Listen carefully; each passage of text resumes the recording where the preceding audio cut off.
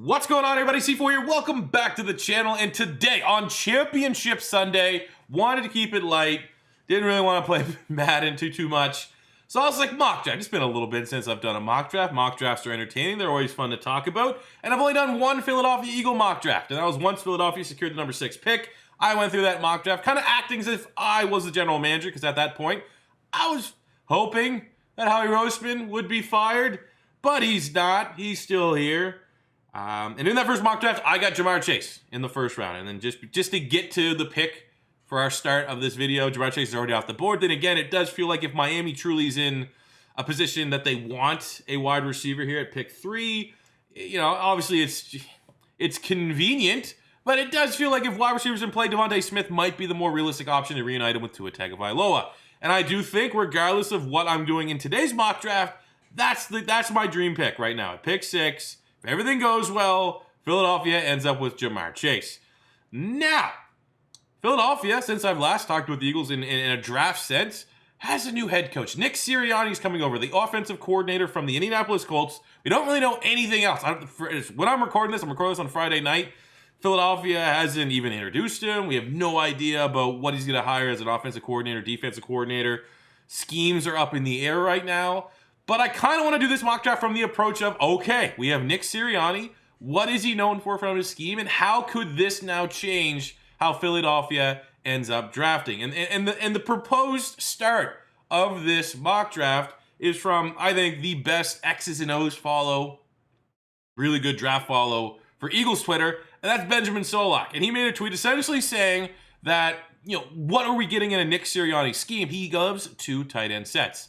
Ran with Jack Doyle and Trey Burton there in Indianapolis. And when you look at Philadelphia, I mean, on paper, it's like, oh, shit, well, that's great. We have Zach Ertz and we have Dallas Goedert. But it's probably 85-95% a foregone conclusion that Zach Ertz will not be a member of the Philadelphia Eagles. I think we trade him. We get like $7-8 million off the salary cap. If we cut him, it's almost $5 million. We are very much in the red. So it's a fair assumption to be made that Zach Ertz will not be a member of the Philadelphia Eagles next year. And then you're like, oh, wow. We have a guy that loves 2 tight end sets. We have 2 excellent tight ends. Now we're 1 down. Now we just have Dallas Goedert. So to kind of go under that assumption, what would a mock draft look like if this was the pick that was made at pick 6? Now, I'm a Gators fan. I think Kyle Pitts, for my money, is the 3rd or 4th pound for pound. He's a top 5 pound for pound player in this year's draft class. I think you go Trevor Lawrence at 1. I think I have Sewell at 2. And then it's a toss-up who you have next between Kyle Pitts and Ja'Marr Chase. Kyle Pitts, just, you know, he's a tight end. He's classified as a tight end. He can block okay, I guess. It's absolutely not a strength, but he's not just like Evan Ingram, where he's 100% like a wide receiver that's just playing in line as a tight end.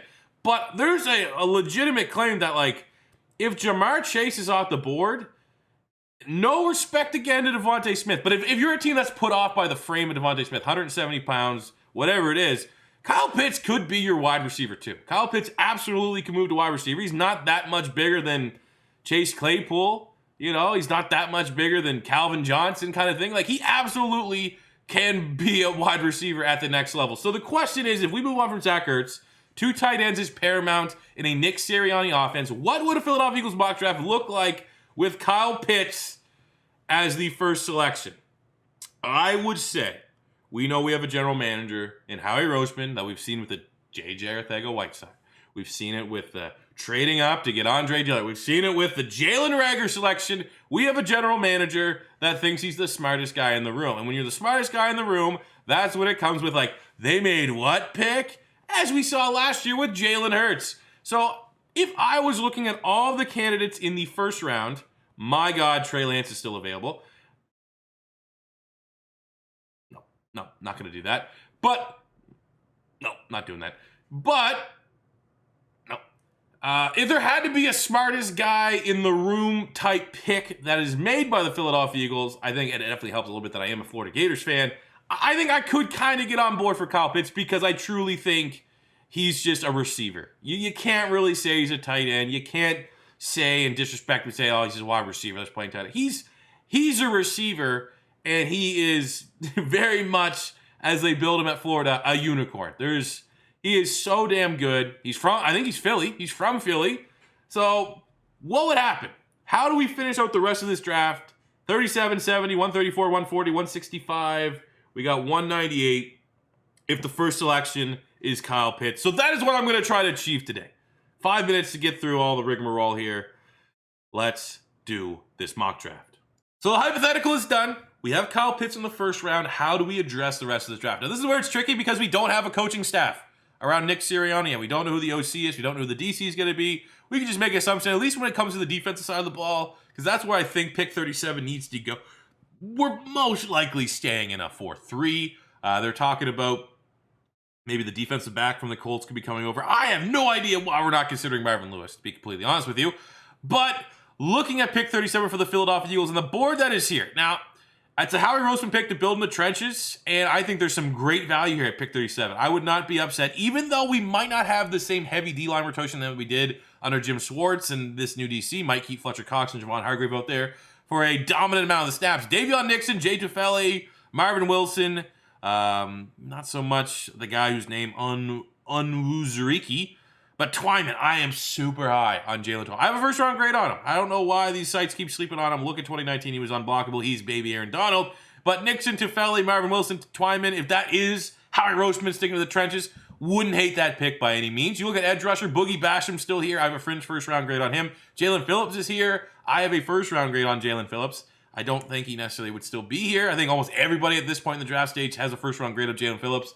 But if you're the Philadelphia Eagles, while edge rusher and D-line are tricky because we don't know the coordinator yet, but edge rusher maybe a little bit more validity because right now we have an aging Brandon Graham who's aging like a fine wine, but he's still 32, very expensive.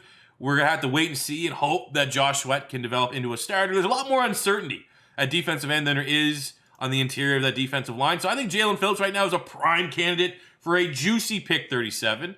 Look at the linebackers. Dylan Moses looked kind of a shell of his former self this year at Alabama. Not the same after the injury. Still not a bad player, but I think personally I would feel almost more comfortable with Chad Surratt or Jabril Cox over Dylan Moses at this point.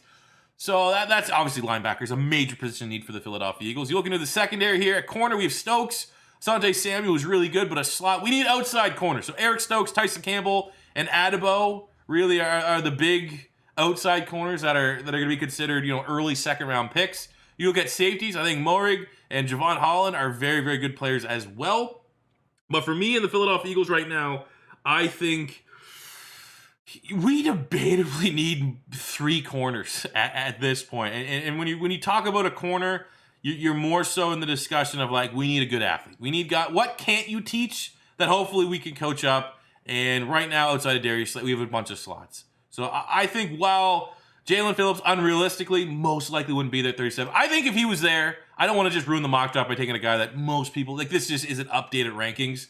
I probably would go Jalen Phillips here just because edge rusher is a premier position and I have a clear first round grade on him. However, for the sake of this mock draft, I'm going to grab Tyson Campbell at corner. I think if you're the Philadelphia Eagles, get a guy in Campbell who might not be as technically refined as Eric Stokes, but height, weight, speed. We got height, weight, speed, a guy with a very, very high ceiling. And I think that's kind of what we need in the secondary right now. A guy that is perimeter corner, outside, long, lengthy. It can make a whole bunch of plays. My God, Twyman's still on the board at pick 70. That looks pretty damn juicy. Pick 70, I'm running this one. This is the board. I think that Monty Rice, I'm pretty sure went back to school. I like actually Marilyn Robinson. But Baron Browning, legit. Cameron McGrone, legit. But Jabril Cox, North Dakota State transfer for LSU. Absolutely, I'm high on him. We're going to grab him out of LSU. That's the first of what could be multiple linebacker picks in this draft, but that is home run after home run. But you could be starting to say, whoa, are we going to help out Carson Wentz again on the offense, or are we just getting him a freaking tight end, C4?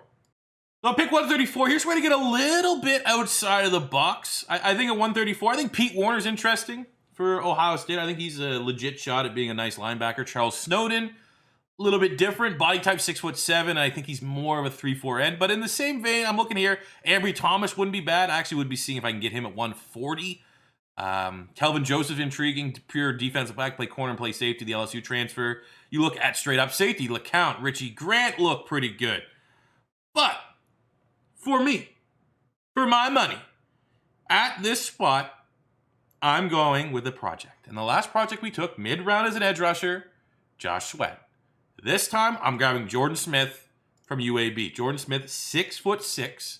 He's been a traditional, right now so far, a 3-4 outside linebacker. We know we're not going to a 3-4, but I think you have incredible basis here in Jordan Smith from UAB to turn him into a 4-3 defensive end. And right now, when you Philadelphia Eagles, you don't need him to be 100% ready to go. 100% of scheme fit right out of the bit. We have guys that are ahead of him in the edge rush, but the upside is immense. And at this point, when you're talking about high ceiling, I mean, you can look at Ellerson Smith, 6'7" edge out of Northern Iowa, very high ceiling, but very raw. I think Jordan Smith is worth the gamble. Very, very similar. Pretty much call this the Josh Sweat 2.0 pick. Now, Josh Sweat wasn't necessarily coming from a 3-4 defense, but I think Jordan Smith he's an edge rusher right now, and he can be molded, and hopefully you bring in a nice young defensive coordinator. I don't know who it's going to be. I have no idea who Philadelphia is actually considering right now as a DC, but I think Jordan Smith in the 5th round at 134 is just too much value for Philadelphia to pass up at a position of need. Next up, we have pick 140 for Philadelphia. There's some solid options here if you want to help out Carson Wentz. Tamorrion Terry brings great height, weight, speed. Anthony Schwartz is an absolute burner. I'm hot. Tutu Atwell could be a dynamic playmaker. Amari Rodgers for the slot. Diami Brown from North Carolina is one of the better deep threats in this year's draft.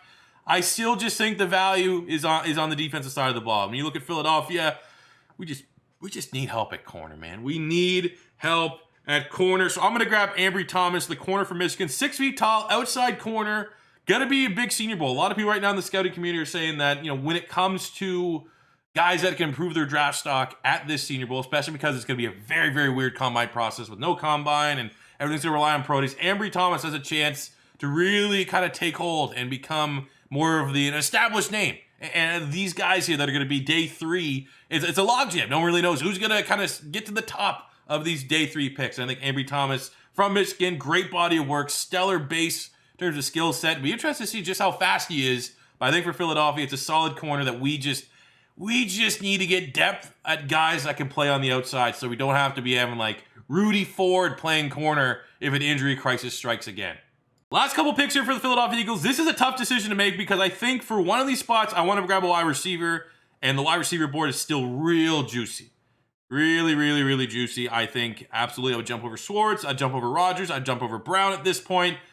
But then it comes like we only have 2 picks left. So you go and look at another linebacker. I think Pete Warner is very good. Or do we look at safety? How does Philadelphia value the safeties right now? Like, do they think that Rodney McLeod's going to be able to bounce back from injury 100%? Do they think Kevon Wallace is going to be able to take a big step up next year? Because our safeties, there's a lot more questions than answers. And at least when we address with Jabril Cox and Singleton, we have 2 guys that we feel kind of comfortable about, hopefully, at linebacker. So I'm more so will be looking at safety. I like James Wiggins here. I do have a couple value guys that I really, really like. At this point, I'll say this. We won't grab a safety now just because for this mock draft, where the values are, I like Wiggins, but ultimately, if these guys here are like bubble UDFAs, the fact that Crosswell's there, really good free safety from Arizona State. Brady Breeze, Sherwood brings the lumber. Jamin Sherwood is an absolute hoss. If we want a box safety at this point, I think Sherwood absolutely should be in play at 165. But for the fact that this is still the names that are here at safety, I will grab Pete Werner. Would he still be there though? No, he might not. I'll grab Pete Werner. We'll get 2 linebackers, so now we have 3 linebackers, and we don't have to see Nate Gary play next year. So here we are in the 7th round. Let's get the best. Oh my God, we have the pick of the bunch.